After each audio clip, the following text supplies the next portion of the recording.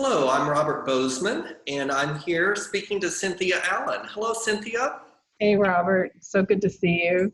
Gosh, Well, it's been a long time. it has been, and I spent a lot of time with you several years ago, not only being a client of yours, but then I did the Bones for Life training, which was really, really transformational for me. So I'm excited to share with others that are going to be able to come and participate in this Gate for Wild Human Potential workshop here in Mhm. Louisville in September. But what can you tell us about this work that brought you to do this research and create this workshop? Wow. So, this is definitely one of the loves of my life, the integral human gait theory and this workshop. Um, Many years ago when Carol and I were dreaming about what would happen with our nonprofit integrative learning center, I was already leading a regular walking retreat. And I thought, it might be kind of fun for us to collaborate together on that. Little did I know what it would turn into when we put Carol's mind in the mix. And it was particularly interesting to me over that summer. I guess it was about a summer that we started to collaborate to kind of watch what came to the fore for each of us.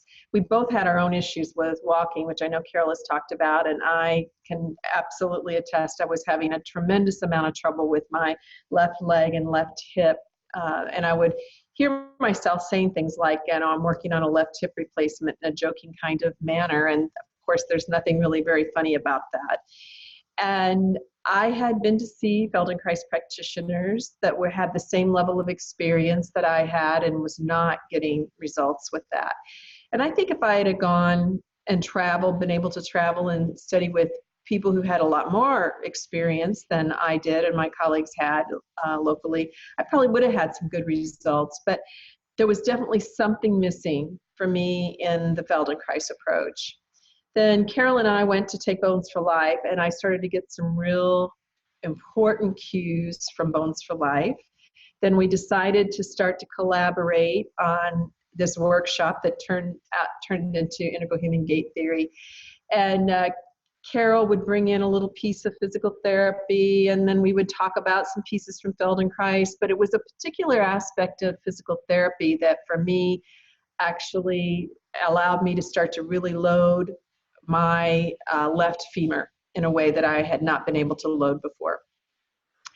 And I really began to be aware of how important this idea of integral, so the Integrative Learning Center and integral human gait theory, really was. I mean, this time frame in which we're living is no longer the siloed bodies of knowledge.